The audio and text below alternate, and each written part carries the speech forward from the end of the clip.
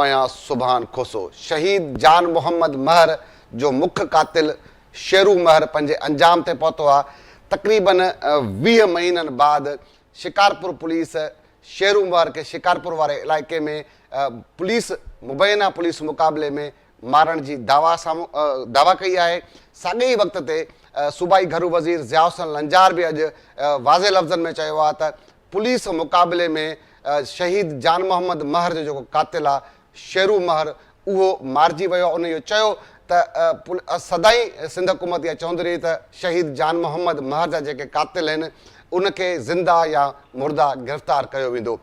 अॼु हिकु जेको कातिल आहे उहो पंहिंजे अंजाम ते पहुतो आहे। शहीद जान मोहम्मद महर जे क़तल केस जो मास्टर माइंड कॾहिं वाइको थींदो, कीअं सॼो इहो मुक़ाबिलो थियो आहे, हिन सॼे मामले ते अॼु जे हिन प्रोग्राम में गुफ़्तगू कंदासीं। सीनियर सहाफ़ी आहिनि PFU जे अॻवान लाला असद पठान साहिबु, उन्हनि असांखे स्टूडियो में जॉइन कयो आहे। वॾी महिरबानी लाला साईं तव्हां पंहिंजो टाइम ॾिनो।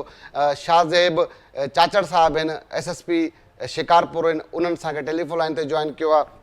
सरकेश सदायो साहिबु असांजा रिपोर्टर लाड़काणे जा, उन्हनि असांखे टेलीफोन लाइन ते जॉइन कयो आहे। कुझु देरि में असांजा चीफ रिपोर्टर आहिनि वही साहिबु, उहे बि असांखे जॉइन कंदा।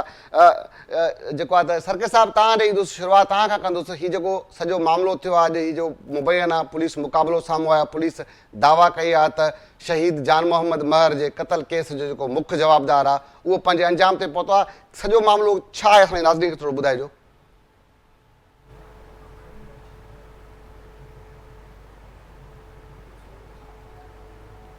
अच्छा ठीकु आहे, आवाज़ न पियो अचे हुन। ठीकु आहे, कोशिशि कंदासीं त जेको आहे त सरकेश सदायो साहिब सां ॻाल्हि ॿोल थी सघे, उन सां असांजो जेको राब्तो आहे उहो बहाल थी सघे। लाला साईं, अॼु तमामु ही अहम मामिलो आहे। शहीद जान मोहम्मद महर जे कातिल जी गिरफ़्तारी लाइ तव्हां भी जुदोजहद की, असां सभिनी जी इहा ख़्वाहिश हुई जुदोजहद जेको कातिल आहे उहो पंहिंजे अंजाम ते पहुचे। अॼु पुलिस मुक़ाबिलो थियो आहे, मुबैना पुलिस मुक़ाबिलो पाण चई सघूं था थियो आहे। जेको कातिल हो मुख्य उहो पंहिंजे अंजाम ते पहुतो आहे, छा सम्झो था अॼु? बिस्मिल्लाहिर्रहमानिर्रहीम। महिरबानी सुभान। सभिनी खां पहिरीं मां KTN सथ ऐं तव्हां सभिनी दोस्तनि खे जेके KTN सां लाॻापियल आहियो, ऐं उन खां सवाइ शहीद जी फैमिली ऐं सिंध जा सहाफ़ी ऐं पाकिस्तान जा सहाफ़ी ऐं दुनिया जे हर कुंड कुर्छ में जेके असांजा सहाफ़ी दोस्त आहिनि जिन्हनि शहीद जान मोहम्मद महर जे हिन बेईमाना क़तल ते भरपूर तरीक़े सां आवाज़ु बुलंद कयो ऐं उन तहरीक में असांजो साथ ॾिनो। मां उन्हनि सभिनी खे अॼु मुबारकबाद ॾींदुसि त हिकिड़े मुबैना पुलिस मुक़ाबले में शिकारपुर जे कच्चे जे इलाइक़े में जान मोहम्मद महर जो मुख्य जवाबदार शेरू महर जेको आहे उहो मारिजी वियो आहे।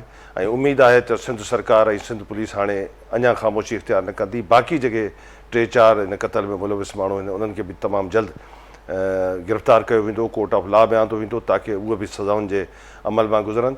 सिंध जे सहाफ़ियुनि में तमामु घणो ई बेचैनी हुई, पाकिस्तान जे सहाफ़ियुनि में तमामु घणो ॾुख ऐं ग़म हुयो इन इशू ते त सिंध जे 3 नंबर वॾे शहर जे दिलि में सेंटर ऑफ प्लेस ते जंहिं बेदर्दी सां सिंध जे हिकिड़े बेबाक जर्नलिस्ट खे जंहिं बेदर्दी सां क़तलु कयो वियो हो, उन जी मिसाल इन खां पहिरियों सिंध में किथे बि न पई मिले। इन बेदर्दी सां क़तल बाद जेको सिंध जे सहाफ़ियुनि ऐं पाकिस्तान जे सहाफ़ियुनि रिएक्ट कयो, उन ते असांखे वॾो अफ़सोस पियो थिए, न सिर्फ़ु सिंध सरकार ते बल्कि वफ़ाक़ी सरकार ते बि, त छा भला सिंध जो कच्चे जो इलाइक़ो तोरा बोरा जी पहाड़ियूं या अफ़गानिस्तान जो को इलाइक़ो त न आहे त जिथे को एॾे वॾे जर्नलिस्ट खे को क़तल करे ऐं उन खां पोइ उहो वञी करे उते लिकी बीह रहे। शुक्र आहे त 20 महीननि खां पोइ सिंध पुलिस खे इहो ख़्यालु आयो जो उन्हनि इन में कामयाबी माणी आहे। मज़ीद जेके कातिल आहिनि उन्हनि खे बि गिरफ़्तार कया वेंदा। पर असांजो अॼु जे तव्हांजे प्रोग्राम जे तवसत सां इहो सुवाल बि ज़रूरु हूंदो त शेरू महर त मारिजी वियो, बाक़ियुनि खे गिरफ़्तार कयो वञे ऐं उन्हनि जा मास्टर माइंड्स जेके आहिनि आख़िर जान मोहम्मद महर कहिड़ो बिल्कुलु इहो जेको मास्टर माइंड वारो मामिलो आहे इहो बि डिस्कस थींदो पंहिंजे प्रोग्राम में। असांखे SSP साहिबु आहिनि जेको आहे शाहज़ेब चाचड़ साहिबु उन्हनि जॉइन कयो आहे। शाहज़ेब साहिबु तव्हांजी वॾी महिरबानी, तव्हां पंहिंजो वक़्तु ॾिनो आहे। शाहज़ेब साहिबु इहो ॿुधाइजो त हीउ जेको मुक़ाबिलो आहे उहो किथे थियो आहे, पुलिस खे वॾी तमामु वॾी कामयाबी मिली आहे, कहिड़े इलाइक़े में मुक़ाबिलो थियो, इहो सॼो जेको आहे मंज़र कशी थोरी कजो सॼे मामले जी। जी असांजो बेसिकली इहो मुक़ाबिलो मुंहिंजो आवाज़ अचे पियो शाहज़ेब साहिबु तव्हांखे?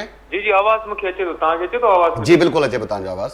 अच्छा, असांजो मां तव्हांखे थोरो हिस्टोरिकली ॿुधाईंदो हलां त असांजो ऑपरेशन जेको शिकारपुर में आहे उहो अक्टूबर जे महीने खां स्टार्ट थियो, गड़ी तेगे खां। ठीकु आहे, हाणे गड़ी तेगे खां वठी करे हे जिथे शेरल महर जो जिथे हाइड आउट हो हिते इहो बचल भई ऐं बागड़ जी हिकिड़ी बाउंड्री लॻे थी सखर ऐं शिकारपुर जी। हाणे हिन जो डिस्टेंस आहे 40 किलोमीटर। असां जेको स्टार्ट कयोसीं पंहिंजो ऑपरेशन अक्टूबर खां, त असां हिते एरिया क्लियरेंस ऐं हुन सां टारगेट एलिमिनेशन कंदा कंदा विढ़दा हेसि ताणी पहुतासीं। हाणे 4 ॾींहं पहिरियां असां हिते कैंप पंहिंजो स्टैब्लिश कयोसीं बचल भय जी हद में, जेको लखी गुलाम शाह में अचे थो पियो ऐं हिन सां गॾु सखर जी बाउंड्री आहे, बागड़ जी जो एरिया स्टार्ट थिए थो पियो। त उन में असां जॾहिं स्टैब्लिश कयोसीं पंहिंजो कैंप, त असां टारगेट पंहिंजी आइडेंटिफिकेशन कईसीं, टारगेट्स असां पंहिंजा मार्क कयासीं त असांखे कंहिंखे एंगेज करिणो आहे। त उते हे जेको जवाबदार आहे इन जो हाइड आउट बि असां मार्क थियल हो असांखे, ऐं असां ग्राउंड इंफॉर्मेशन सां गॾोगॾु एयर सर्वेलेंस बि पंहिंजी कयूं पिया। ऐं राति जो देरि सां असांजो हिकिड़ो ग्राउंड ऑफेंसिव थियो, जंहिंमें इहो हाइड आउट तबाह थियो, जंहिंजे नतीजे में हे जवाबदार मारिजी वियो आहे। ऐं हिन जा साथी जेका आहिनि उहे असांखे रिपोर्टेडली इंजर्ड आहिनि, उन्हनि जी इंफॉर्मेशन वठूं था पिया ऐं उन में हलाकतूं बि थियूं आहिनि, उहो बि इंफॉर्मेशन वठूं था। जीअं क्लियर कंफर्मेशन थिए थी पई तव्हां सां गॾु शेयर कयो वेंदो। अच्छा शाहज़ेब साहब, हिकु जेका तस्वीर आहे उन तस्वीर में रिवायती तौर ते ईअं हूंदो आहे जे पुलिस मुक़ाबला थींदा आहिनि त उन में जेको जवाबदार हूंदो आहे जो लाश जी मोबाइल में किथे अहिड़े हंधि पट ते पियल ॾेखारियो वेंदो आहे, उन में हिकिड़ा साफ़ सुथरी रैली विछायल आहे, बर्फ़ जो बंदोबस्तु थियल आहे, इन ते कुझु सवाल पैदा थियनि पिया। मुक़ाबलो जी थोरो वाज़े करे ॿुधाइजो त जीअं तव्हां चयो मां थोरो जेको सम्झी सघियो आहियां, त उन में ड्रोन जो मुक़ाबलो हो, हमिलो हो, या पुलिस उते पाण फिजिकली जेको आहे उते हो कयो आहे? मुंहिंजे जेको मां सम्झी सघां, तव्हां नाज़रीन खे ॿुधाइजो। जी, मां हिकु त हिन ॻाल्हि ते इहा जेको सोशल मीडिया ते शयूं हलनि थी पियूं, मां उन्हनि जेका इहो सवाल उथाइनि था पिया, मां उन्हनि खे इहो चवंदुमि त अचो हिते अची करे, जिथे असांजो झड़ा हलनि था पिया ऐं धड़ियलनि था पुलिस जा ऐं रेंजर्स जा, तव्हां अची करे उते पाण ऑन ग्राउंड सिचुएशन ॾिसनि ऐं हिकिड़ी मतिलबु रादर देन की असां हिन सॼे मामले खे सेलिब्रेट कयूं, उहो हिनखे हिकिड़ो डिफरेंट रंग ॾिनो थो वञे पियो। हाणे सुबुह जे टाइम ते हे ऑपरेशन असांजो थियो आहे, मतिलबु फजर खां पहिरां इहो थियो आहे असांजो ऑपरेशन। उन खां पोइ उहो सॼो एरिया जेको आहे, तव्हांखे ग्राउंड रियलिटीज़ उते बागड़ जी तव्हां नालो ॿुधो हूंदो, हिन सां गॾोगॾु हिते सॼो बेल्ट जेको आहे हिते तमामु वधीक क्रिमिनल पॉकेट्स आहिनि। ऐं पुलिस जॾहिं उते वई आहे, उन्हनि हिकिड़ी टारगेटेड हिकिड़ी टुकड़ी वञी करे पंहिंजो ऑपरेशन करे थी पई, त ऑब्वियसली हुननि जी तादाद तमामु घणी आहे। त उन खां पोइ जॾहिं इहो ऑपरेशन थियो आहे, असांखे इहे जॾहिं हिन में कामयाबी मिली, त हो पंहिंजी डेड बॉडी हुननि फ़िलहालु हुननि पाण वटि रखी हुई, ठीकु आहे, ऐं चौधारी हुननि सराउंड कयो हुयो। पोइ असांजी एपीसीज़ मूव थियूं आहिनि, एपीसीज़ मूव थी करे असांखे 3-4 कलाक जो हिकिड़ो इहो रिट्रीवल ऑपरेशन करिणो पियो आहे। ऐं उन खां पोइ असांखे इहो थियो आहे, पोस्टमार्टम रिपोर्ट साम्हूं अची वई आहे, उहा असां इदारे सां गॾु शेयर बि कई आहे, ठीकु आहे, ऐं सभु शयूं क्लियर थियूं आहिनि। बट जेका इहे सवाल उथारनि था पिया, त हो अचनि, they can see for themselves कि हिते छा सिचुएशन थी आहे। पुलिस ऐं रेंजर्स जेको आहे उहो एक्टिव ऑपरेशन में इन्वॉल्व आहे। सभु जान मोहम्मद महर ज़ुल्म जे ख़िलाफ़ आवाज़ उठायो, पुलिस जेको आहे विढ़े थी पई उन ज़ुल्म सां, उन में पुलिस जी शहादतूं थियनि थी पयूं कि इंस्टेड ऑफ कि तव्हां हिन सॼे शइ खे मलाइन कयो था पिया, तव्हां अची करे पाण ॾिसो, अचो विज़िट कयो, पूरो हिकिड़ी डेलीगेशन अचे वञी बचल भय में विज़िट करे, या हुतां ग्राउंड इंफॉर्मेशन वठी ॾिसनि त राति जो हुते छा थियो आहे। अच्छा शाहज़ेब साहब, इहा उमेद करे सघूं था असां त पुलिस जेके ॿिया जेके कातिल आहिनि, जेके उन्हनि खे बि जेको आहे पुलिस गिरफ़्तार कंदी, ख़ासि तौर ते जेको मास्टर माइंड आहे जंहिं सॼो प्लान करे जान मोहम्मद खे शहीद करायो, उहे बि वाक़िया थींदा, इहा उमेद करे सघूं था असां? जी ॾिसो, असां जंहिं डिस्ट्रिक्ट जो इहो केस आहे, असां हुननि सां गॾु कॉपरेशन में आहियूं ऐं हो बि पंहिंजे हिसाब सां तमामु घणो एफर्ट्स करे रहिया आहिनि। ऐं असां बि इनशाला, छो त ॾिसो इंफॉर्मेशन एक्शनेबल असांखे मिली, असां हुननि ते एक्ट कयोसीं, ठीकु आहे। ऐं हींअर ताणी तव्हां इहे शइ ॾिसो कि असांजी जेका डिस्ट्रिक्ट जे में कचे जे इलाइक़े में जेका एक्टिव क्रिमिनल्स हुया, उन्हनि जे ख़िलाफ़ ताबड़तोड़ कार्रवाइयूं जेकियूं आहिनि हिन 10-11 महीननि में थियूं आहिनि, ऐं उन्हनि में असांखे अलाह जे फज़लो करम सां तमामु घणियूं कामयाबी मिलियूं आहिनि। ऐं छा चवंदा आहिनि, असां उन में अञा फर्दर एडवाइस कयूं था पिया। ऐं जेका क्रिमिनल्स आहिनि उहे भले केतिरो बि भॼी वञनि, बट जॾहिं असांखे इंफॉर्मेशन मिलंदी, जिथे असांजी रेकी सुठी थियल हूंदी, असां हुन ते एक्ट कंदासीं। अच्छा, जीअं एस एच ओ तव्हां जी ॿुधायो आहे त जेके ॿिया जवाबदार आहिनि जेके उते जेके हुया, उन्हनि ते बि हमिलो थियो आहे, ज़ख़्मी थिया आहिनि, कुझु मारणु जा इतला बि आहिनि, त छा सम्झो त केतिरे ताईं इहो क्लियर थी सघंदो त केतिरा ज़ख़्मी थिया आहिनि, केतिरा ॿिया मारिजी विया आहिनि? इहे हाणे असां इनशाला थोरी देरि ताईं क्लियर कयूं था पिया। असांजो हींअर बि उते एक्टिव ऑपरेशन हले थो पियो हींअर बि, ऐं छो त ऑब्वियसली असां जेको हुते एक्शन कयो आहे उन में असांखे पोइ ऑब्वियसली कुझु मेजर्स वठणा पवंदा आहिनि पंहिंजे लाइ। असां उहो मेजर्स बि वरिता आहिनि। असां सभिनि शयुनि खे ॾिसूं था पिया, सूरत हाल खे मॉनिटर बि कयूं था पिया, ऐं जीअं असांखे का इंफॉर्मेशन मिले थी पई असां शेयर कंदा। ठीकु आहे, वॾी महिरबानी SSP शाहज़ेब चाचड़ साहब, तव्हां पंहिंजो क़ीमती वक़्तु जी नाज़रीन तव्हां SSP साहब जी गुफ़्तगू ॿुधी आहे। अच्छा सरके सदाव साहब तव्हां ॾे ईंदुसि, कोशिशि कबी त जेको असांजो जेको रिपोर्टर आहे सरके सदाव साहब उन सां बि असांजी जेका त राब्तो बहाल थी सघे उन सां। अच्छा लाला साईं तव्हां SSP साहब जी गुफ़्तगू ॿुधी आहे, ॿुधाइनि था त हीउ जेको फेसबुक ते हिकिड़ो जान हले पियो त हुननि जो चवणु त असांजी जेका कोशिशि आहे, असांजी कामयाबी आहे, उनखे ॿियो रंग ॾियण जी कोशिशि कई पई वञे, मुक़ाबिलो थियो आहे। तव्हांजो तालुक़ बि त सखर सां आहे, तव्हांजी वेझड़ाई में तव्हां वटि बि जेका मालूमात आहे उहा छा आहे लाल साईं? महिरबानी। बिल्कुलु जॾहिं अॼु सुबुह 9:30 वजे जे वेझो मूंखे शाहज़ेब जो फ़ोन आयो ऐं मूंखे मुबारकबाद ॾिनई त असां हे अचीवमेंट कई आहे, पर अञा ताईं असां कोशिशि में लॻा पिया आहियूं त उनजी तस्दीक थी सघे ऐं ॿियो उनजी डेड बॉडी असांजे हथ में अचे।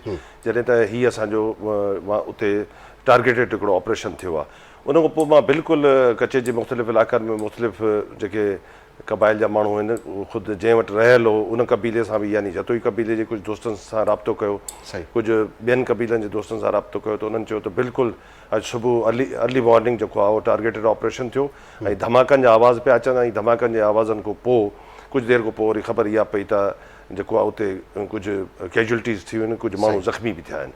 त उन में थोरी देरि खां पोइ वरी तस्वीर बि जारी थी वई। हीअ जेकी तस्वीर तव्हां हाणे SSP खां बि सुवाल कयो, इहो बिल्कुलु दुरुस्त आहे त जंहिं कबीले वटि हू रहे पियो त जॾहिं उते हुनजी मौत थी आहे, त जीअं उहो क़तलु थियो आहे, त उन खां पोइ उनजी मौत खां पोइ उनखे उते रैली ते रखी करे को बर्फ़ जो बंदोबस्तु कयो वियो त अॻिते उनखे वारसनि जे हवाले कयो वञे। इन विच में उते पुलिस पहुची वई ऐं उन खां पोइ उहा डेड बॉडी पुलिस पंहिंजे हथ में वरिती ऐं पोस्टमार्टम जी रिपोर्ट त हर शइ खे वाज़े करे छॾियो आहे त हाणे सोशल मीडिया जे दौर में अॼुकल्ह इहो प्रॉब्लम आहे त अगरि को सुठो कमु बि करे त तॾहिं उन लाइ बि 100 मसइला खड़ा थींदा ऐं जेकॾहिं पहिरियों 20 महीना गिरफ़्तारी न पई थिए या कंहिं बि सूरत में, या मरण जी सूरत में, या फिज़िकली गिरफ़्तारी न पई थिए शेरू जी, त सभिनि जे मथां क्वेश्चन मार्क हुया, हुनजे इदारे जे मथां क्वेश्चन मार्क हुया, सहाफ़ती तंज़ीमनि जे मथां क्वेश्चन मार्क हुया, पुलिस जे मथां, हुकूमतुनि जे मथां क्वेश्चन मार्क हुया। हाणे जॾहिं अचीवमेंट थी आहे त हाणे वरी नई ॻाल्हि शुरू थी वई आहे। त मां SSP शाहज़ेब खे बि वेल डन चवंदुसि, सिंध हुकूमत ऐं सिंध पुलिस खे बि वेल डन, त उन्हनि बहितरीनु कमु कयो आहे। पर उमेद थो रखां त जल्द अज़ जल्द शहीद जी शहादत जी ॿी बरसी खां पहिरियों बाक़ी कातिल बि जेके आहिनि उहे जेल जी सलाखनि जे पोइ हुजनि, ताकी सिंध जे सहाफ़िन में जेकी गम ऐं गुस्से जी लहर हुई उहो हुनजो ख़ात्मो थिए ऐं हिकिड़ो एतमाद बहाल थिए सिंध हुकूमत जो। ठीकु आहे। अच्छा लाला साईं, पंहिंजे गुफ़्तगू जो सिलसिलो जारी रहंदो। असांजा चीफ रिपोर्टर आहिनि वहीद राजपर साहब, उहे असां सां टेलीफोन लाइन ते आहिनि। वहीद साहब तव्हांजी वॾी महिरबानी, तव्हां टाइम ॾिनो। वहीद साहब तमामु वॾी जुदोजहद आहे KTN सथ जे, KTN जी सॼी टीम जे जेके सहाफ़ी बिरादरी आहे, सभिनि तमामु वॾी कोशिशि हुई, जुदोजहद हुई त शहीद जान मोहम्मद जा जेके कातिल आहिनि उहे पंहिंजे अंजाम ते पहुचनि। अॼु जेको मुख्य कातिल आहे उहो पंहिंजे अंजाम ते पहुतो आहे। पुलिस जेका त SSP साहब जी तव्हां गुफ़्तगू ॿुधी हूंदी, उन सां गॾु घर वज़ीर बि चयो आहे त शहीद जान मोहम्मद जे कातिल खे पुलिस मुक़ाबले मां मारियो वियो आहे। इन सॼे मामले ते छा चवंदो भाई साहब? ॾिसो, हीअ लाला साहब चयो त सॼी सिंध जे सहाफ़िन जी जदोजहद आहे, उन जो नतीजो आहे अॼु हिकिड़ो जेको कातिल हुयो, दहशतगर्द हुयो शेरू महर, उहो अंजाम ताईं पहुतो। ऐं सॼी सिंध जे सहाफ़िन में वाहिद केस हुयो जेको साल खां वधीक माना तहरीक हली ऐं सॼे पाकिस्तान जे जेके शहर आहिनि उनमें गादी जा अंदरि जेके आहिनि चइनी सूबनि जा, उते इस्लामाबाद में जेको आहे एहतजाज थिया ऐं पूरो साल कॾहिं बि सॼो साल कंटिन्यूसली हीअ तहरीक जारी रही। हिकिड़ो उनजे बावजूदि सॼी सिंध जे सहाफ़िन जो जेको आहे न उन क्रेडिट वञे थो। ऐं ॿियो इहो त जेको जुमो महर आहे, गुलज़ार, कुर्बान महर समेत 5 जेके अञा मुख्य कातिल जेके आहिनि उहे बि गिरफ़्तार कया वञनि। असां फौरी तौर ते इहो मुतालबो था कयूं। ऐं जेकी वरसी अचे थी शहीद जी अगस्त महीने में, उन खां अॻु जेको आहे सिंध पुलिस खे इहे कातिल गिरफ़्तार करणा पवंदा, न त इहे जेको तहरीक जेको आहे उनजो ज़ोर पकड़ींदी। हीअ जेके अॼु मसइलनि मुख़्तलिफ़ सुवाल उथनि पिया त शेरू महर जेको आहे तिबी मौत मो आहे, त मां इहो बि सिंध पुलिस खां, सिंध हुकूमत खां मुतालबो कंदुमि त कंहिं जेको आहे रेपुटेशन वारे कंहिं बि इदारे आगा खान मां या कंहिं बि खानगी अस्पताल खां वॾी हुजे, लैब हुजे, उन खे वॾे डॉक्टर खां कराची मां जेको हुन पोस्टमार्टम करायो वञे। मुख़्तलिफ़ जेके सहाफ़ी आहिनि जेको सोशल मीडिया ते इहे सवाल उथारे रहिया आहिनि त शेरू महर खे का गोली कान्हे लॻल, त इहे सवाल उथनि पिया हिन खे काउंटर करण लाइ। जेकॾहिं पुलिस मुक़ाबले में उहो मारिजी वियो आहे त पुलिस खे उहो के सुठे इदारे मां जेको आहे भाई साहब सरकारी सतह ते जेका पोस्टमार्टम रिपोर्ट आहे उहा अची वई आहे, हुन में ॿुधायो वञे थो त गोली सां जेको आहे त हुनजी जेका मौत वाक़ई थी आहे। जी उहो त हिन वक़्तु जेको हरेश कुमार, डॉक्टर हरेश कुमार आहे, जेको नालो मूंखे यादि नथो अचे, हुन जी जेकी पोस्टमार्टम हुन रिपोर्ट जे हवाले सां ॿुधाए पियो डिटेल, पर अञा ताईं फाइनली न आई आहे। जेके मूं ख़ुदि जेको मुख़्तलिफ़ जेके सोशल मीडिया ते ग्रुपनि ते इहा ॻाल्हि हले पई त मूं चयुमि असांखे टकरु न करणु घुरिजे ऐं जेकी पोस्टमार्टम फाइनली अचे थी उन खां पोइ का कमेंट करणु घुरिजे। ठीकु आहे। पर इन शयुनि खे जेकॾहिं पुलिस मुक़ाबिलो थियो आहे, ज़ाहिरी आहे होम मिनिस्टर ज़ियाउल अंजार साहिबु कूड़ त कोन ॻाल्हाईंदो स्क्रीन ते अची करे, उहो बि चए थो मुक़ाबिलो थियो आहे। ऐं इन खां वधीक ॿिया जेके साथी हुया शेरू महर जा, उन्हनि जूं बि जेके असांखे इतला आहिनि हिन वक़्तु ताईं, पर टीम सां राब्तो कोन पियो थिए, ज़ख़्मी थिया आहिनि माण्हू। त इहो मौत ग्रुपनि ते बि इहा ई ॻाल्हि कयां पियो त हाली असांखे जज़्बाती न थियणु घुरिजे, तकड़ि न करणु घुरिजे। पोस्टमार्टम जेकॾहिं सरकारी अचे थी उन खां पोइ कमेंट करणु घुरिजनि। पर मूं SSP शिकारपुर या सिंध पुलिस खां इहो चवंदुमि DIG लाड़काणो खां त उहो ई जेकी आहे कंहिं सुठे कंहिं वॾे MLO खां कराए कराची में हिनखे रेफर करे, हुन में जेके शक जेके आहिनि उहे ख़तमु थी वेंदा। सही। अच्छा भाई साहब ॾिसो, मास्टर माइंड जेके आहिनि उनमें को शक कोन्हे त इन सॼे केस जे पोयां को न को मास्टर माइंड ज़रूरु आहे। ठीकु आहे, अॼु शेरू जेको महर आहे उहो पंहिंजे अंजाम ते पहुतो आहे। छा असांजो इहो मुतालबो न हुजणु घुरिजे जेको मुख्य जेको सॼे मामले जो मास्टर माइंड आहे, ॿियनि जेके जवाबदार उन्हनि खे जेको आहे ज़िंदा गिरफ़्तार करे घटि में घटि हिन केस खे जेको बि सॼे पसे पर्दा जेको माण्हू आहे उहो बि वाइको थियणु घुरिजे। ॾिसो सॼे सिंध में जॾहिं जेके बि असां एहतिजाज रिकॉर्ड करायासीं हुन में इहो ई मुतालबो हुयो त शेरू महर खे ज़िंदा पकड़ियो वञे। सही। ख़बर पवे त हुनजा मास्टर माइंड हिन साज़िश जा केरु हुया, हुनखे सहूलियत कंहिं फ़राहम कई ऐं किसो छा हुयो। असांजो जेको मज़लूमनि जो हिकिड़ो आवाज़ु हुयो हिकिड़ी साज़िश तहत हुनखे हमेशह लाइ बंदि कयो वियो हुनखे जेको, त इहो सॼो असांजो मुतालबो हुयो त सिंध पुलिस जेको शेरू महर खे ज़िंदा पकड़े JIT जे आॾो पेश थियणु घुरिजे हुनखे। इहे सभु जेके सवाल असां उथारींदासीं हुनजो जवाबु मिलणु घुरिजे। इहे सभु जेके मुतालबा असां पेश कयासीं निगरान दौर खां वठी हिन महिल ताईं पीपुल्स पार्टी गवर्नमेंट आहे जेके मुलाक़ातूं थियूं उन्हनि में असां इहा ॻाल्हि रखीसीं त JIT आॾो हिनखे ज़िंदा जेको आहे पेश कयो वञे। बाक़ी ॾिसो न अञा 5 ॿिया जेके मुख्य जेके हिन में मसलन जुमे महर शहीद जान मोहम्मद महर ते गोलियूं हुयूं जेके फायरिंग कई, मेन जेको मुलज़िम आहे गुलज़ार महर आहे, कुर्बान महर आहे ऐं ॿिया जेके 2 ॼणा ॿिया आहिनि, शेरू महर जेको आहे केफ़रे किरदार ताईं पहुतो, 6 जेके मुख्य जवाबदार हुया त उहे बि गिरफ़्तार थियणु घुरिजनि। पर हीअ जेको आहे अॼु शेरू महर जेको आहे मारिजी वियो आहे, हिन सां इलाही राज़ जेके आहिनि दफ़न थी विया। त इहे असांखे शुरू खां मुतालबो हुयो त हिन गिरफ़्तार कयो वञे, ज़िंदा गिरफ़्तार कयो वञे। ऐं घरू वज़ीर बि अॼु चयो त मूं राजूणी ज़रिए बि जेको आहे प्रेशर विधो, चङनि मुड़ुसनि जे ज़रिए बि प्रेशर विझरायो त ज़िंदा पेश थिए ऐं असां जेको हुनखे अदालत में पेश कंदासीं। ऐं इहो ज़िंदा जेको हुनजी गिरफ़्तारी थियणु घुरिजे, इलाही राज़ जेको आहे बेनकाब थियनि।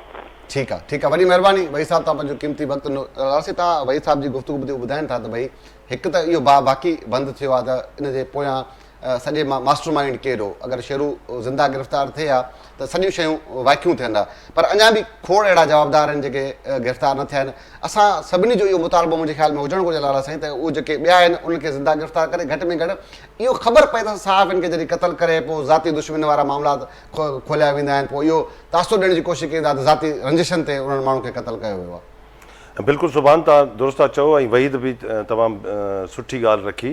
ऐं तव्हां सिंध जे सभिनी सिर्फ़ु शहीद जान मोहम्मद महर जो केस नथा ॾिसूं, शहीद जान मोहम्मद महर खां पहिरियों ऐं शहीद जान मोहम्मद महर खां पोइ बि जेके जर्नलिस्टनि सां केस थिया आहिनि उन में तव्हां ॾिसो त बुनियादी तौर ते जेको इख़्तिलाफ़ु हूंदो आहे उहो ख़बर हूंदी आहे कि मज़लूम सां गॾु बीहणु हूंदो आहे, हुनजी स्टोरी हूंदी आहे ऐं बिहाइंड द सीन हिकिड़ो ॿियो मामिलो ठाहियो वेंदो आहे, किथे ज़मीन जो तकरार, किथे का माईअ जो मसइलो, किथे फलाणो इशू, किथे मुख़्तलिफ़ क़िस्म जा ॿिया सोशल इशूज़ क्रिएट करे हुनजे साम्हूं आंदा वेंदा आहिनि ताकी मामिलो तकरारी थिए।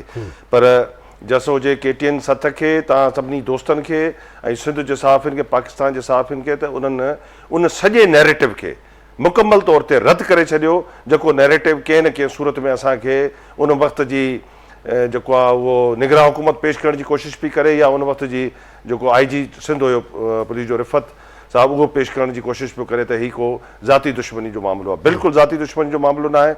जान मोहम्मद महर खे टारगेट करे क़तल कयो वियो आहे। उनजो उन सॼे इशू सां उन ज़मीनी तकरार सां को वास्तो न हुयो।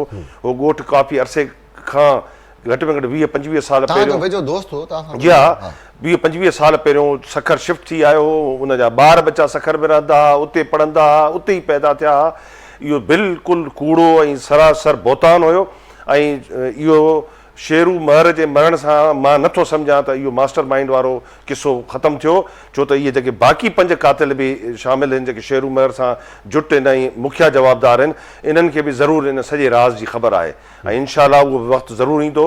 असांजी इहा डिमांड बि पूरी थींदी ऐं इहो सच बि सिंध जे माण्हुनि जे लाइ ऐं पाकिस्तान जे माण्हुनि जे साम्हूं ईंदो त सहाफ़ियुनि खे ख़बर जी बुनियाद ते कीअं बेदर्दी सां क़तल करे ऐं उनखे बिहाइंड द सीन मुख़्तलिफ़ क़िस्म जा सोशल इशूज़ ठाहे उनजे पोयां लिखाइण जी कोशिशि थी कई। ठीक आहे, बिल्कुलु। अच्छा लाला साईं, सरकेश सदायव साहब सां राब्तो बहाल थियो। सरकेश साहब तव्हांजी महिरबानी। सरकेश साहब जेको ही पोस्टमार्टम रिपोर्ट लाइ ॿुधाइनि पिया त पोस्टमार्टम रिपोर्ट अची विया, छा ॼाणायो वियो आहे हुन में जेको आहे त कीअं शेरू महर जी जेका मौत वाक़ई थी आहे?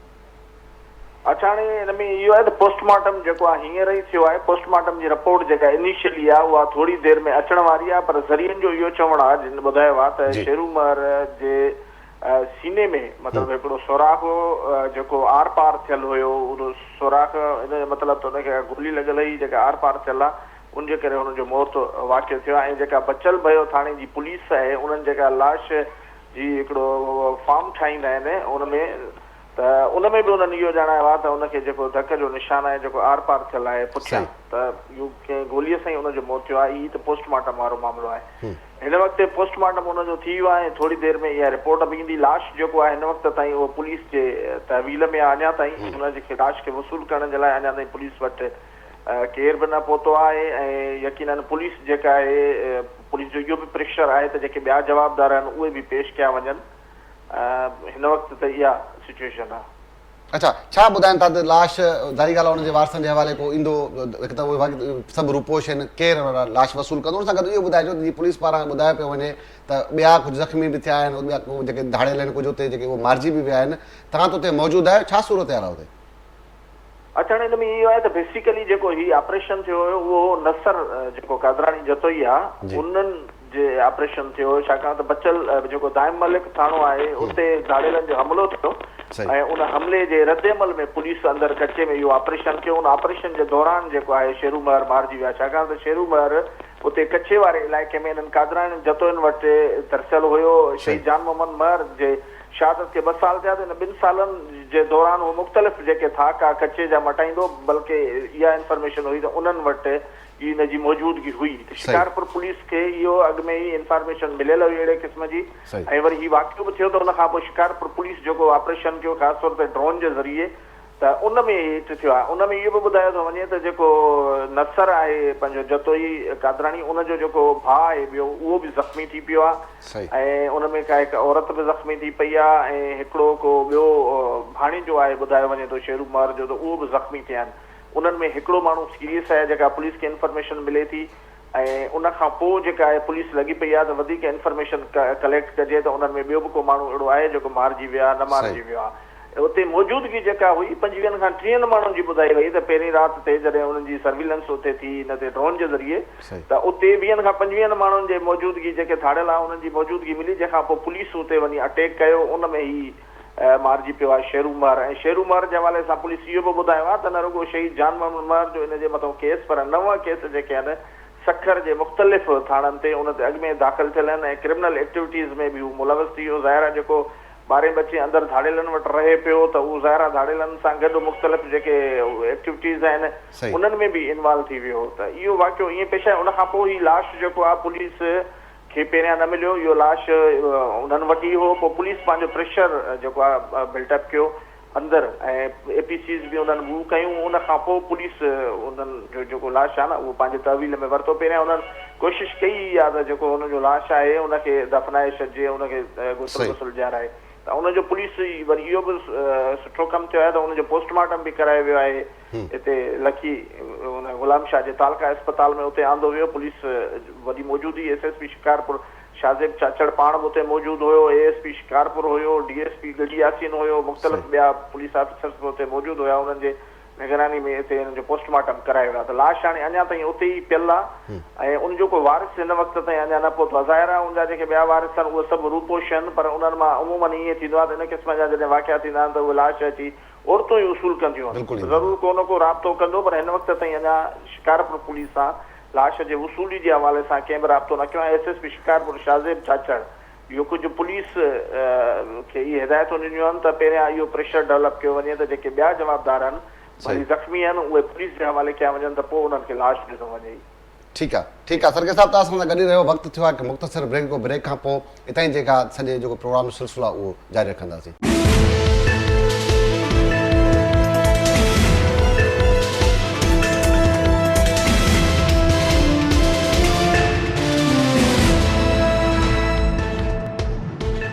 प्रोग्राम हिकु भेरो ॿीहर भलीकार। अच्छा लाला साईं, तव्हां सर्किस सदायो साहिब जी गुफ़्तगू ॿुधो पिया, तव्हां वरी ॻाल्हि उन्हनि ॿुधायो जीअं तव्हां ॿुधायो कुझु देरि पहिरियां त जतोइन वटि हो रिहाइश पज़ीर हो, उन हंधि ते ई सॼो मामिलो थियो आहे, उते ई पुलिस जेको आहे टारगेटेड ऑपरेशन कयो आहे जंहिंमें हीउ मारिजी वियो आहे। लाश वारो मामिलो बि सर्किस साहिबु ॿुधायो, ज़ाही ॻाल्हि आहे पाण वटि ईअं रिवायती तौरु थींदो रहियो आहे त औरतूं ई छो जो सभु त रूपोश हूंदा आहिनि, औरतूं ई लाश वसूल कंदियूं आहिनि। लाला साईं, समाजी तौर जी पाण हाणे ज़िक्र कयूं पिया त सहाफ़ी आम माण्हू जे हक़नि लाइ ॻाल्हाईंदो आहे, आवाज़ बुलंद कंदो आहे, पोइ ज़ाती दुश्मनियूं रंजिशूं इलाइक़े जे भोतारनि मीरनि पीरनि पुलिस सभिनि जूं पैदा थी वेंदियूं आहिनि। जॾहिं उहो मारिजी थो वञे त समाजी तौरु असां पाण उन शयुनि खे अॼुकल्ह सोशल मीडिया जे ज़ोर ते उनखे बूस्ट कंदा आहियूं त भई ज़ाती दुश्मनी आहे, असांखे समाजी तौर ते कहिड़ो रवैयो इख़्तियार करणु घुरिजे? महिरबानी। असल इशू इहो आहे त जेको सोशल मीडिया जो मादर पितर आज़ादी जो जेको इस्तेमालु थो थिए उहो सिर्फ़ु माण्हुनि जा पटका लाइण इस्तेमालु थो थिए। ऐं सोशल मीडिया ते तव्हां ॾिसंदो त उन्हनि अणपढ़ियल माण्हुनि जी घणी वॾी तादाद आहे जिन्हनि खे न समाजी इशूज़ जी ख़बर आहे, न माशरत जी ख़बर आहे, न माण्हुनि जी रिस्पेक्ट जी ख़बर आहे, न उन्हनि जे राइट्स जी ख़बर आहे, न हक़नि जी ख़बर आहे। जेकॾहिं आइन जे मुताबिक़ पाकिस्तान जे आइन खे ॾिसंदासीं त सभिनी शहरनि जा हिते राइट्स आहिनि ऐं उनखे एतिरो मुतज़ार ठाहे करे माण्हुनि खे पेश था करे छॾनि। जीअं हाणे शहीद जान मोहम्मद महर वारो वाक़ियो आहे, पुलिस हिकिड़ो एफर्ट कयो आहे, उन एफर्ट में 100 वाट मूंखे हिन में घणी दिलचस्पी त बिल्कुलु न आहे त आयो उहो लॉन्चर जे गोले साम्हूं आहे, क्लैशनकोव जी गोली साम्हूं आहे, पिस्तौल जी गोली साम्हूं आहे, चाकू साम्हूं आहे, कहिड़े बि तरीक़े सां पुलिस टैक्टिक्स इस्तेमालु कई आहे। असांजे हिकिड़े मुखिया कातिल, हिकिड़े जर्नलिस्ट जे मुखिया कातिल खे उन्हनि मंतकी अंजाम ताईं पहुचायो आहे, जंहिंसां सॼी सिंध जे सहाफ़िन सॼे मुल्क जे सहाफ़िन में हिकिड़ी जेकी ग़म ऐं गुस्से जी लहर हुई उनजो ख़ात्मो आयो आहे। ॿियो हिकिड़ी सिक्योरिटी महसूसु था कयूं त सिंध जो एॾो वॾो जर्नलिस्ट जेको आहे न बेदर्दी सां क़तलु कयो वञे ऐं क़तलु करण खां पोइ सखर खां 12 किलोमीटर ऐं शिकारपुर खां 6 किलोमीटरनि जे कचे वारे इलाइक़े में नसरू जतोई वटि उहो कादरानी वटि उहो पनाह वतल हुजे ऐं उते उहो पंहिंजा हाई डाउट्स ठाहे करे 12.7 गन्स हणी करे उहो पुलिस सां मुक़ाबिलो करे ऐं धाड़ियल जो रूप इख़्तियार करे वठे त पोइ कल्ह जो कंहिं बि जर्नलिस्ट खे किथे बि क़तलु कयो वञे ऐं उन खां पोइ उहे कातिल वञी करे अंदरि कचे में वञी करे वेही रहनि। त पाकिस्तान में उहो ई जर्नलिज़म ते तमामु घणा मुश्किल वक़्तु आहिनि, पर हीअ तमामु जेको आहे उहो तकलीफ़ ते वक़्तु हुयो त उनजी सॼी फैमिली सफ़र पई करे। उनजी ॿारड़ी जॾहिं बि कंहिं प्रोग्राम में असां वटि ईंदी हुई त हिकिड़ो हुनजी अखियुनि में हिकिड़ो ई सुवालु हूंदो त आख़िर मुंहिंजे वालिद साहिब जा कातिल गिरफ़्तार छो नथा कया वञनि, मंतकी अंजाम ताईं छो नथा पहुचनि। ऐं अल्हम्दुलिल्लाह अॼु उहो पहिरीं मंज़िल पहिरियों ॾाको सिंध हुकूमत ऐं सिंध पुलिस जेको आहे तइ कयो आहे ऐं उमेद था कयूं ऐं असां सभु गॾिजी करे इहो प्रेशर कंदासीं ऐं शहीद जान मोहम्मद महर जी जेकी ईंदड़ बरसी आहे उन ते असां इहो वचन कंदासीं ऐं तहरीक जो बि आगाज़ कंदासीं त बाक़ी जेके उन FIR में मुलविज़ मुखिया जवाबदार आहिनि उन्हनि खे जल्द अज़ जल्द गिरफ़्तार करे न सिर्फ़ु उन्हनि खे आॾी पुछा जे मरहले मां गुज़ारियो वञे ऐं उन्हनि खे कोर्ट ऑफ लॉ में पेश कयो वञे ताकी कानून पंहिंजो रस्तो इख़्तियार करे। लाला साईं, पाण इहो इंट्रो में मां बि ज़िक्र कयो, तव्हां बि चयो त सहाफ़ी जी दुश्मनी हूंदी आहे पोइ हुनखे रंग ॾिनो वेंदो आहे। तव्हां हिन सॼे मामले खे जान मोहम्मद वारे खे वेझड़ाई खां ॾिठो आहे, तव्हांजा वेझा साथी बि रहिया आहियो। अगरि ॻाल्हि कयूं त माना इनखे कंहिं बि इन मामले खे इन ॻाल्हि खे रद्द करे सघूं था त को इनमें मास्टर माइंड न हो, वाक़ई सिर्फ़ु हिननि जी पंहिंजी रंजिश हुई ऐं हिननि ई पंहिंजो जेको आहे त जेको पलांद हो, पलांद जान मोहम्मद सां त हिननि जो हो कोन, पर जेको हू रंग ॾियनि था लॻे थो त को पोयों बैक ते को मास्टर माइंड बि ज़रूरु हिन मामले में आहे। बिल्कुलु 100% इन सॼे क़त्ल जे पोयों को न को मास्टर माइंड ज़रूरु मौजूदु आहे जंहिंखे जान मोहम्मद शहीद जे ख़बरुनि मां तकलीफ़ पहुती हूंदी, प्रोग्राम्स मां तकलीफ़ पहुती हूंदी, छो त शहीद जान मोहम्मद महर हिकिड़ो अहिड़ो आवाज़ु हुयो सिंध जो सखर प्रेस क्लब हुजे या उत्तर सिंध जो को बि अहिड़ो इशू हुजे, उहो हमेशह उहो पंहिंजे अख़बार में ऐं KTN ते इशूज़ उहे खणंदो हो। उन खां सवाइ जेके अॻुवा बराए तावान जी इंडस्ट्री असां वटि ठही पई आहे, शिकारपुर खां वठी करे घोटकी वारो जेको कच्चे जो इलाइक़ो आहे, इहा अॻुवा बराए तावान जी इंडस्ट्री आहे। इन में खोड़ सारा आहिनि धाड़ेलनि खे सपोर्ट करण वारा सरदार आहिनि, मीर पीर आहिनि, ताक़तवर माण्हू आहिनि। ख़ुदि पुलिस में अहिड़ियूं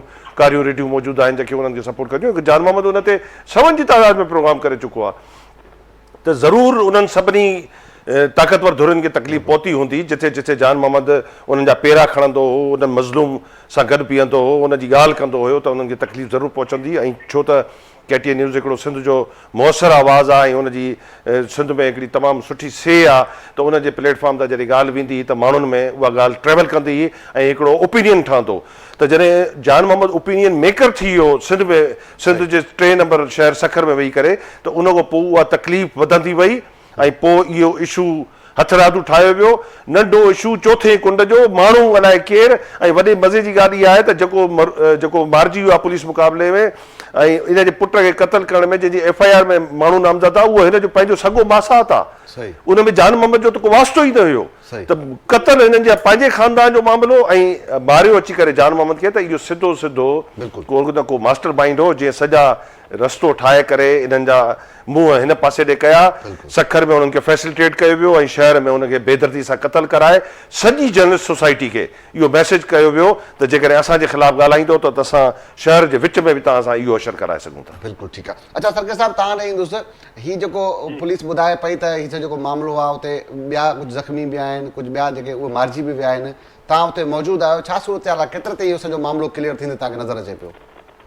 सूरत हाल हिन वक़्तु इहा आहे त अंदरि पुलिस त मौजूदु आहे, छाकाणि त जिथे ऑपरेशन हले पियो उते वरी पुलिस जी कैंप बि क़ाइमु कयल आहे, उते वधीक नफ़री बि उमाणी वई आहे। ऐं उन सां गॾु ॿियो इहो आहे त शहीद जान मोहम्मद महर जा जेके भाइर आहिनि या जेके वारिस आहिनि, चक में रहंदड़ आहिनि, उन्हनि खे सिक्योरिटी बि पुलिस जे तरफ़ां वधीक प्रोवाइड कई वई आहे, त जीअं उन्हनि जो तहफ़ुज़ बि यकीनी बणाइजे। ॿिया जेके ज़ख़्मी थिया आहिनि उन्हनि जी अञा ताईं जेका आहे, हीअं त ज़रियनि खां त तस्दीक थिए पई, पर उहे ज़ख़्मी अञा ताईं पुलिस खे न मिलिया आहिनि, जंहिं मां चई सघिजे त केतिरा जेके आहिनि एक्चुअल ज़ख़्मी आहिनि। शहीद जान मोहम्मद महर वारे इन मामले में जेको हुनजो मुख्य कातिल मारिजी वियो आहे, उन सां हिकिड़ी ॿी बि शइ थी आहे पंहिंजो सुभान, उहा इहा शइ थी आहे त शहीद जान मोहम्मद महर जा कातिल त मारिजी वियो, पर उन सां गॾु जेके उनखे पनाह ॾींदड़ आहिनि उहे बि वाक़ा थी विया आहिनि, उन्हनि खे बि पुलिस वाक़ो कयो आहे। छो त जंहिं जॻह ते हू तरसियल हुयो, जेके उनखे पनाह ॾेई वेठल हुया, जेके उनजे बेक में हुया, उहे सभु माण्हू हाणे आहिस्ते आहिस्ते वाक़ा थींदा। ऐं शहीद जान मोहम्मद महर जो जेको मास्टर माइंड आहे,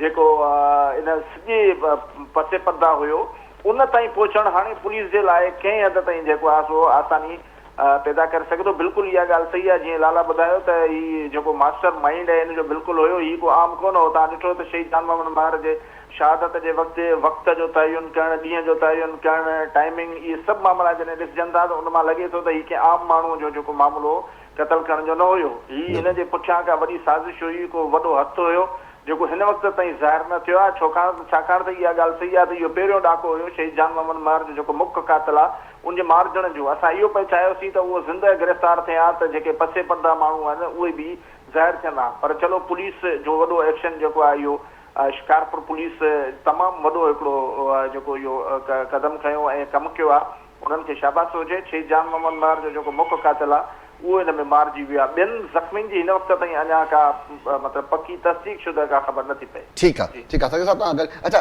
लाला साईं, आख़िर में जान मोहम्मद जो हिकिड़ो मुख्य कातिल हो, उहो जेको आहे त अॼु पंहिंजे अंजाम ते पहुतो आहे, यकीननि ख़ुशी जहिड़ी ॻाल्हि आहे। असां इहा उमेदु कंदासीं त पुलिस जेके ॿिया आहिनि उनखे वाइको बि कंदी, जेको मुख्य जेको मास्टर माइंड आहे उहो बि साम्हूं ईंदो। जान मोहम्मद तव्हां सां वेझो रहियो, ऐं ज़रूरु जान मोहम्मद ते मां चाहियां थो त तव्हां घटि में घटि उहो आमतौर ते हिकु साफ़ हिकु इंसानु कीअं हो, अॼु अहिड़ो ॾींहुं आहे जेको घटि में घटि जान मोहम्मद जी रूह खे तस्कीर मिली, तुंहिंजा दोस्त, तुंहिंजा साथी, तुंहिंजा भाइर, सभिनि हुनजे लाइ जुदो कई करे जेको मुख्य कातिल उहो उनखे पंहिंजे कैफ़े किरदार ताईं पहुचायो आहे। महिरबानी सुभाणे। जान मोहम्मद महर इंसान दोस्त माण्हू हुयो, ग़रीब परवर हुयो ऐं सखर में जीअं उन काविश जे इदारे कोशिश सां उन पंहिंजे सहाफ़ती सफ़र जो आगाज़ कयो, उअं शिकारपुर जे इलाइक़े चक मां ॿिए कंहिं अख़बार में हुयो, पर सखर में अची करे उन्हनि कोशिश खां पंहिंजे सफ़र जो आगाज़ शुरू कयो ऐं उन खां पोइ अॻिते वधंदो वधंदो KTN जो ब्यूरो चीफ थियो, अकाविश जो ब्यूरो चीफ थियो ऐं तमामु साफ़ सुथरी जर्नलिज़म कंदो हो। कॾहिं बि जान मोहम्मद महर पंहिंजी हयाती में एजेंडा जर्नलिज़म न कई आहे, कॾहिं बि पंहिंजी हयाती में उन शख़्स जेको आहे उहो ख़ामख़ा कंहिंजी पगड़ियूं उछालणु, कंहिंजे मथां बोतान हणणु, तोहमत हणणु, इहो कमु कॾहिं न कयो आहे। हमेशह मज़लूम सां गॾु बीठो, ग़रीब सां गॾु बीठो, उनजी आवाज़ बणियो ऐं पंहिंजे इदारे सां मुख़लिस हुयो ऐं पंहिंजे सहाफ़ी दोस्तनि सां मुख़लिस हुयो कि कॾहिं कंहिं 2 नंबर माण्हू जी सपोर्ट न कंदो, कॾहिं कंहिं 2 नंबर माण्हू सां गॾु न घुमंदो, कॾहिं कंहिं 2 नंबर माण्हू खे पंहिंजे दफ़्तर में अचण जी उनखे इजाज़त न ॾींदो हुयो। तमामु साफ़ सुथरे तरीक़े सां उन पंहिंजी ज़िंदगी बसर कई ऐं उन जॾहिं उनजो इहो मर्डर थियो त काफ़ी अरसे ताईं, काफ़ी ॾींहंनि ताईं त असां इन सख़्ते में हुयासीं त जेको माण्हू एतिरो ग़रीब परवर हुजे ऐं उनजी का ज़ातियात न हुजे, उहो कंहिं कब्ज़ा जे मामलनि में, ॿियनि मामलनि में जीअं किथे न किथे को न को माण्हू मुलविस थी थो वञे, उन क़िस्म जी उनजी तबियत ई न हुजे, उहो बिल्कुलु थारोली प्रोफेशनल ऐं जेंटलमैन जर्नलिस्ट हुजे, उनखे आख़िर मारण जी ऐं उनजो को वाजा बि न हुजे ऐं बेक़सूर उनखे जंहिं तरीक़े सां क़तलु कयो वियो, त इहो सिधी ॻाल्हि आहे त इन जे पोयां उहे ताक़तवर गिरोह आहिनि, उहे धुरियूं आहिनि जेके न पियूं चाहिनि त इहो हिकिड़ो जेको मज़बूत आवाज़ KTN ते वेठो आहे ऐं जेको मज़लूमनि जी ॻाल्हि थो करे, इनखे जल्द अज़ जल्द इन आवाज़ खे दॿायो वञे, ख़तमु कयो वञे ऐं ॿियनि लाइ इहो सबक़ु ॾिनो वञे, उन्हनि खे ॿुधायो वञे त जेकॾहिं तव्हां बि जेको आहे इन रस्ते ते हलण जी कोशिशि कई त तव्हांखे बि ईअं ई बेदर्दी सां क़तलु कयो। ठीकु आहे, वॾी महिरबानी लाला असद पठान साहिबु, तव्हां पंहिंजो क़ीमती वक़्तु ॾिनो। वॾी महिरबानी सरकार सदा साहिबु, तव्हां पंहिंजो क़ीमती वक़्तु ॾिनो। नाज़रीन, तव्हां असांजे महिमाननि जी गुफ़्तगू ॿुधी उनजो चवणो त शहीद जान मोहम्मद हिकु अरडो, बेबाक ऐं इंसान दोस्त साहब हुयो जंहिंखे नाहक हिकिड़े जवाब ॼाणाए करे गिरोह ऐं कुझु उन्हनि ताक़तवर जेके न पिया चाहिनि त जेको मज़लूमनि जो आवाज़ु आहे उहो तव्हां ताईं, असां ताईं पहुचे, उन्हनि उनखे शहीद करायो। पर अॼु शिकारपुर पुलिस उन हिकु कातिल, हिकु रैज़न खे पंहिंजे अंजाम ते पहुचायो आहे। पर इहो मामिलो हिते ख़तमु न आहे। असांजो मुतालबो अॼु बि संद हुकूमत खां इहो हूंदो त उन जेके किरदार आहिनि, जेके ॻुझा हथ आहिनि, उहे बि ज़ाहिर कया वञनि ऐं जेके बाक़ी बचियल जेके कातिल आहिनि उन्हनि खे बि कैफ़रे किरदार ताईं पहुचायो वञे। अॼु पाण सुभाणे वरी कंहिं ॿिए शो कंहिं ॿिए माण्हू मुलाक़ात थी, तेसीं ताईं अला भाई।